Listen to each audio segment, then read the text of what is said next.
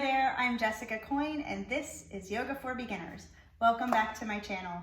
Today I wanted to talk about the pose called forward fold, or what we call in Sanskrit Uttanasana. It's standing forward fold.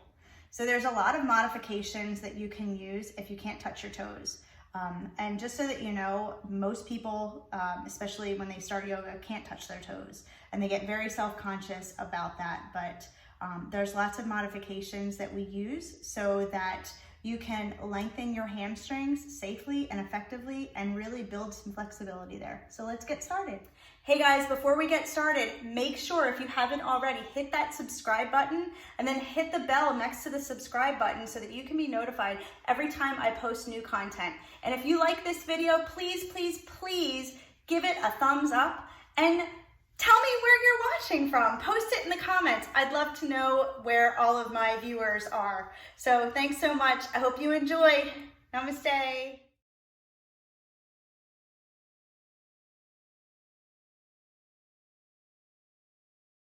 So what you're going to need for this is 2 blocks or a chair, or maybe try with both. And if you don't have blocks, just grab 2 sturdy blocks. You may need these or you may not, but they are there in case you do. So the first thing I want to show you is what not to do in your forward fold. So in your forward fold, in an attempt to reach down to your toes, which most of us do, we're rounding our back and we're reaching with all of our might to touch our toes. But that's not necessary, and actually it's a really bad position for your back. You want to make sure that your back is completely straight. Unless you're able to kind of pancake yourself all the way down, then you can round your spine.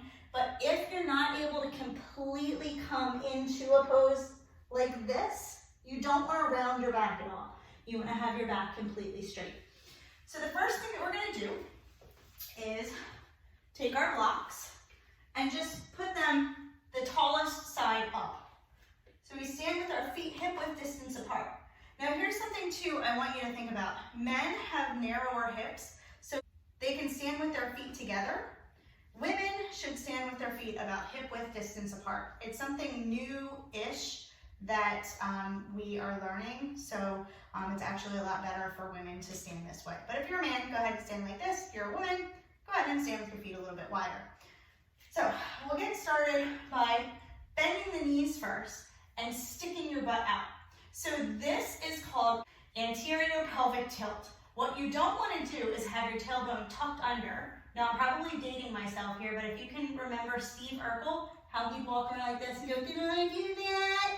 Okay, you don't want to do that. You don't want to do that. You don't want to walk around like Steve Urkel with your tailbone tucked under and rounding your back. When you're doing a forward fold, you definitely don't want to do that. So that would be your back like this.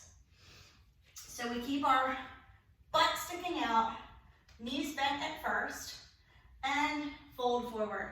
Back is nice and straight. So we're able to keep that anterior pelvic tilt when we have our knees bent and our butt sticking out. Now, if you're not feeling this in your hamstrings at all, go ahead and straighten your legs. And if you do, that's great. Maybe you can even start to fold a little bit deeper. And if you don't need the blocks up this high anymore, take them down to the next lowest height. And then when you don't need them that high anymore, take them down to the lowest height. And then eventually, you might not need those anymore at all. Back is nice and straight. You can keep the legs straight here or bent. So even if you have your legs bent here, if you have your butt sticking up, you're still going to increase the distance from the back of the knees to the hips. So that's going to create more length in your hamstrings. So you're going to still feel the stretch here even with your knees bent. Keep the back straight. All right, so we're going to come up with a flat back. Another thing that you don't ever want to do, and I hear a ton of yoga teachers teaching this, is to roll up one vertebrae at a time. So that is one of the worst things that we can do for our back. The little discs in between each vertebrae are very delicate, and if you put pressure on those discs, pushing back that way, which you do when you're rolling up one vertebrae at a time, it's continually pushing those discs back.